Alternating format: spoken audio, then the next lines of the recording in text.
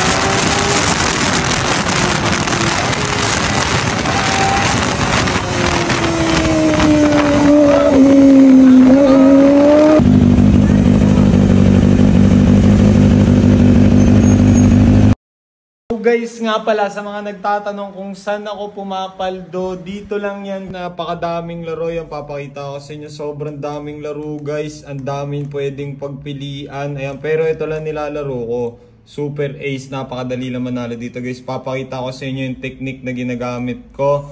Ang tawag dito guys ay low bet at high returns. Okay guys, itong ginagawa ko. Kung gusto nyo lang naman subukan, ayan, 1-2 guys, 1,200. Tignan natin, papakita ko sa inyo guys. Ganito ang technique na ginagawa ko, pumapaldo. Guys, sige na naman oh.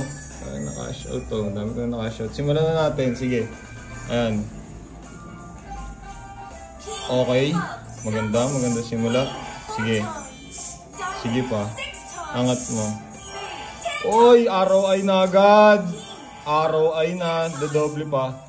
Napakalambot guys, yung link nasa comment section lang guys. Sobrang lambot, subukan nyo na. Ayan pa, sige bigay mo ng lahat. Oh. Okay lang, na-ROI na. Sige, naramdaman ko magbibigay pa to. Tuloy mo. Okay guys, promofit na ako ng worth 700, 600, ayan. Okay guys, napakalambot, yung link nasa comment section lang, magkano tinamaan ko. Okay, nanalo ako guys. Yung link guys nasa comment section, napakadaling manalo dito. Kung gusto nyo din mag-cash out na malaki guys, magpa-cash ba kayo sa akin.